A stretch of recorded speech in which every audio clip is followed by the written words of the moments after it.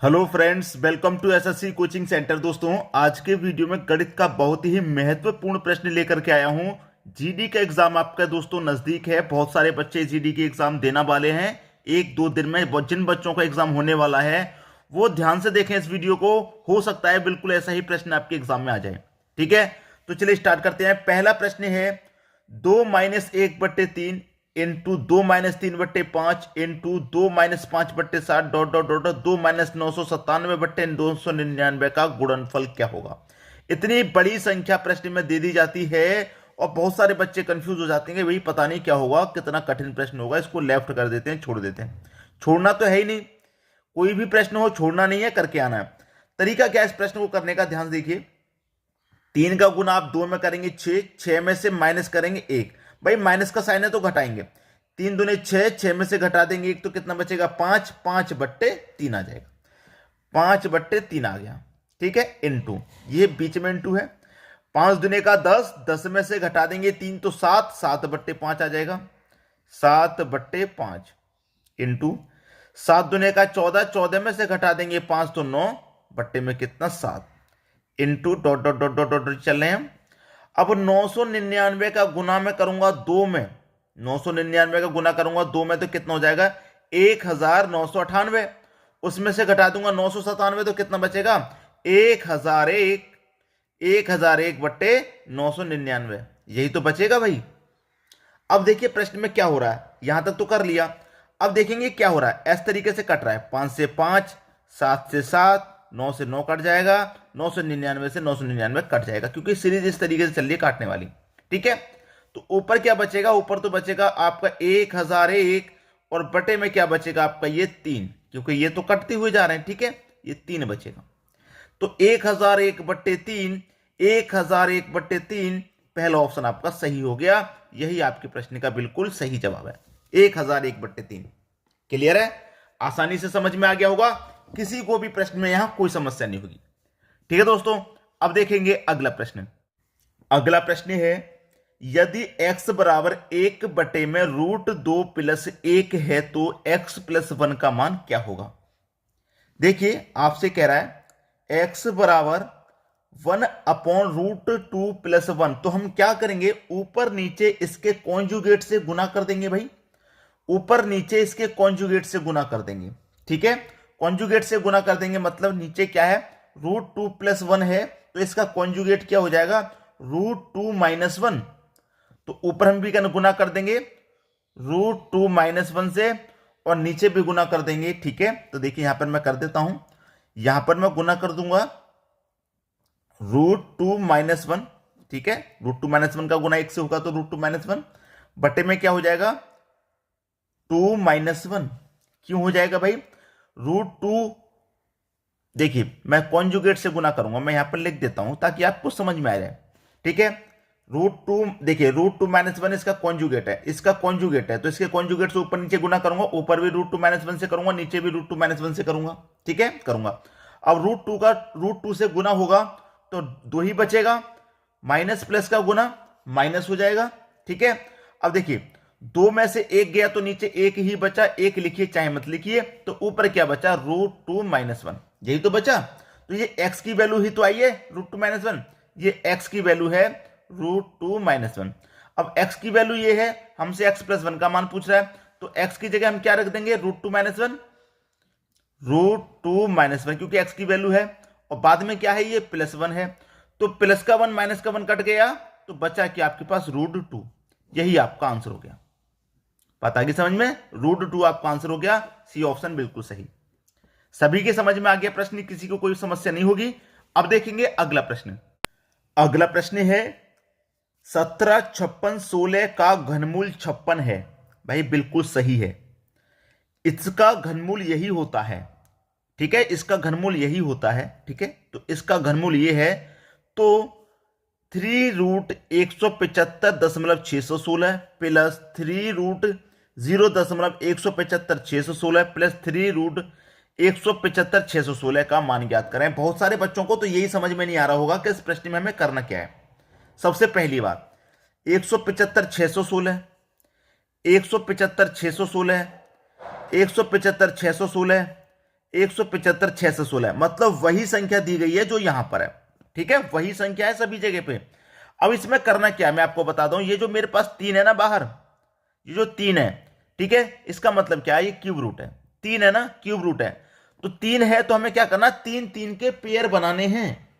क्या करना भाइयों, हमको करना क्या है, हमें 3 3 के पेयर बनाने हैं। बात समझ में आ गई, 3 3 के पेयर। क्लियर है, 3 3 के पेयर। जैसे ये 3 का पेयर हमें बनाना है, ठीक है, ये हमें 3 का पेयर बना लेना है, ये 3 का पेयर बना लेना है। और यहां पर भी ये 3 3 के पेयर बनेंगे, ये भी 3 3 के पेयर बनेंगे। दशमलव से पहले नहीं बनाना। यहां पर आइए, ये भी 3 3 के मैं यहां पेयर बना लेता हूं। एक पेयर ये बन गया, दूसरा पेयर ये बन गया, और दशमलव के बाद में तीसरा पेयर ये बन गया। 3 पेयर बन गए कि नहीं बन गए भाई? 3 पेयर मेरे बन पा रहे हैं कि नहीं बन पा रहे हैं? बिल्कुल बन पा रहे हैं। अब देखिए यहां पर मेरे कितने पेयर बने हैं, 1 2 3 पेयर बने हैं। यहां पर मेरे कितने पेयर बने हैं, यहां पर मेरे 2 पेयर बने हैं। और यहां पर मेरा एक पेयर बना है दशमलव के बाद में। दशमलव के बाद में ही तो पेयर बनाने हैं भाई, दशमलव के बाद में ही तो बनाने हैं हमें पेयर। ठीक है, खत्म बात। अब देखिए है कितना, मान इसका 56 है। इसका मान हमारा है कितना, 56 है ना। यहां पर मेरे पास क्या है, एक ही पेयर बना है, तो मेरे पास 6 हो जाएगा। 6 के बाद क्या हो जाएगा, 0.5। मतलब इसके बीच में दशमलव जो आएगा, यहां पर एक पेयर बना है दशमलव, तो एक संख्या बाद दशमलव आ जाएगा। ठीक है, प्लस यहां पर मेरे पास क्या है, 2 पेयर बने हैं, 2 पेयर बने हैं ना, 2 पेयर, तो 2 संख्या बाद दशमलव आ जाएगा, मतलब 56 आ जाएगा सीधा सीधा। 2 संख्या हो गई, अब 2 संख्या बाद दशमलव आ जाएगा। ठीक है, प्लस यहां 3 बने हैं मेरे पास पेयर, तो 3 संख्या लूंगा, 56, तीसरी संख्या 0 बना लूंगा, 3 संख्या बाद पेयर आएगा, वो आएगा यहां पर दशमलव। ठीक है, अब इनको सभी को आप जोड़ लें, इनको जोड़ लेंगे आंसर आ जाएगा। ठीक है, इनको सबको जोड़ेंगे तो कितना हो जाएगा, 6.216। क्लियर, ये आपके प्रश्न का सही जवाब किस ऑप्शन में है, सी ऑप्शन में। आगे बात समझ में भाई, हमें सभी जगह पे वही संख्या है, इसका हमें वर्गमूल की घनमूल ही दे रखा है सभी जगह पे। तो हमें क्या करना, पेयर बनाने से दशमलव के बाद में पेयर बनेंगे, पहले नहीं। दशमलव के बाद यहां एक पेयर बनना है 3 का, यहां 3 3 के 2, यहां 3 3 के 3 पेयर बनने हैं। कोई बात नहीं भाई, जितने पेयर बनना है उतनी संख्या बाद दशमलव आएगा। यहां एक पेयर बनना तो एक संख्या बाद दशमलव, अब यहां 2 बनना तो 2 संख्या बाद दशमलव, यहां 3 बने तो 3 संख्या बाद दशमलव। सभी को जोड़ लिया, आंसर आ गया। आसान है। अब देखेंगे अगला प्रश्न। अगला प्रश्न है, एक वस्तु पर एक छूट जो कि अंकित मूल्य की आधी है, देने के बाद 10% की हानि होती है, क्रय मूल्य है। अंकित मूल्य नहीं पता, मान लेते हैं अंकित मूल्य हमारा 100 रुपये है। माना अंकित मूल्य बराबर 100 रुपये, मान लिया मैंने अंकित मूल्य बराबर 100 रुपया। ठीक है, छूट जो कि अंकित मूल्य की आधी है, छूट क्या है, अंकित मूल्य की आधी। तो मेरे पास अंकित मूल्य 100 है, तो छूट क्या हो जाएगी, इसकी आधी हो जाएगी, मतलब 50 रुपये की छूट हो जाएगी। इतनी बात क्लियर है, 50 रुपये की छूट हो जाएगी। ठीक है, अब देखिए यहां पर क्या कह रहा है, हमें 10% की हानि हो रही है। भाई कोई भी चीज है वो 100% की रहेगी, अब 10% की हानि हो जाएगी तो वो चीज हमारी 90% की रह जाएगी कि नहीं, 90% की रह जाएगी। ठीक है, 90% की रह जाएगी। अब हमारा अंकित मूल्य 100 रुपये था, 100 में से 50 की छूट दे दी तो कितना बचा भाई, 50 रुपये की चीज बची, तो 90% की वैल्यू 50 के बराबर। भाई 10% की हानि हो गई तो वैल्यू बची 90%, 90% बराबर 50 के, तो 1% बराबर कितने के भाई, 1% बराबर 50/90 के। ठीक है, हमें निकालना है क्रय मूल्य, क्रय मूल्य मतलब 100% का मान, क्रय मूल्य मतलब 100% का मान, 100% का मान निकालना है। ठीक है, तो मैं यहां कटा दूंगा 0 से 0, तो 5/9। प्रश्न में क्या दिया गया था उसे देखिए, प्रश्न में क्या पूछा गया था, प्रश्न में दे रखा था कि एक वस्तु पर एक छूट जो अंकित मूल्य की आधी है। ठीक है, छूट देने के बाद 10% की हानि होती है, तो क्रय मूल्य क्या है, क्रय मूल्य क्या है। बहुत बढ़िया प्रश्न है। ठीक है, अब देखिए प्रश्न में क्या है, मेरे पास ये क्रय मूल्य है 100% का मान। ठीक है, 100% का मैंने यहां पर मैं निकाल रहा हूं, और हमसे क्या कह रहा है कि अंकित मूल्य की आधी है। ठीक है, देने के बाद 10% की हानि होती है, तो वस्तु का क्रय मूल्य क्या है। तो मेरे पास ये जो 5%, 5/9 निकल के आया, ये क्या है, मेरा क्रय मूल्य का है 5/9। यही मेरा आंसर है 5/9, जो सी ऑप्शन में दिया गया। ठीक है, बात क्लियर है, 5/9 ही मेरा आंसर है। हमसे कहा गया अंकित मूल्य का, ठीक है, अंकित मूल्य का, ठीक है, हमसे क्या किया गया, अंकित मूल्य का। अंकित मूल्य क्या आदि है, अब यहां पर अंकित मूल्य क्या आदि हमने कर ली थी, ठीक है। ये 500 गलत लिख गया, 50 रुपये होगा ना, 500 गलत लिखा यहाँ पे, क्योंकि अंकित मूल्य की आधी है तो 100 की आधी 50 हो जाएगी, ठीक है। तो यहां पर मेरा क्या हो जाएगा, क्रय मूल्य का 5/9 है, यही मेरा आंसर है 5/9, ठीक है। अब देखेंगे अगला प्रश्न। अगला प्रश्न है, दो संख्याओं a और b के HCF का LCM से अनुपात 1:30 है। HCF का LCM से अनुपात क्या है भाई, 1:30 है, ठीक है। LCM व HCF के बीच अंतर 493 है। 493 है क्या, अंतर। जब आपके पास अंतर दे रखा है तो आप अनुपातों का भी अंतर कर लेंगे, तो 1 और 30 का अंतर कितना हो जाएगा, अंतर हो जाएगा 29। तो इस अंतर में अनुपात के अंतर से डिवाइड कर दो, ठीक है। 29 से 493 पूरा पूरा 17 बार में कट जाएगा। 17 का गुना 1 से कर दूं तो 17, 17 का गुना 30 से कर दूं 17 त्रिका 51, मतलब 510, ठीक है। अब यहां पर कह रहा है कि ए और बी के जोड़ों की संभावित संख्या ज्ञात कीजिए।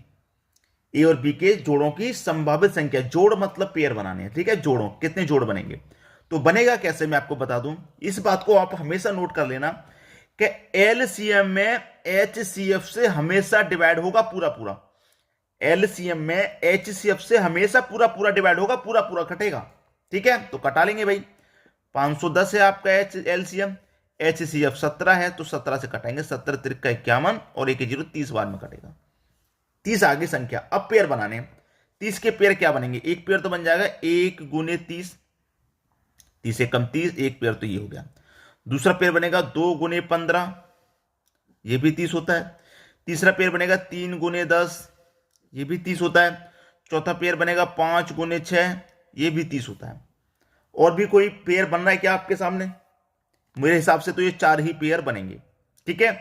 तो आपके पास ये जब ये 4 पेयर बनेंगे तो क्या होगा, आपके पास 1 2 3 4 ही पेयर बनेंगे। जोड़ों की संभावित संख्या क्या होगी, कितने जोड़ बनेंगे, जोड़े बनेंगे, 4 जोड़े बनेंगे। तो सी ऑप्शन आपका सही हो गया, 4 जोड़े बनेंगे। बात क्लियर है, सबकी समझ में आ गई। प्रश्न बहुत ही अच्छे करा रहा हूं। जीडी का एग्जाम जो बच्चे देने वाले हैं ध्यान से नोट कर लीजिए इन प्रश्नों को और प्रैक्टिस भी कीजिए इनके ऊपर, ठीक है दोस्तों। वीडियो देखने के लिए आपका बहुत बहुत धन्यवाद।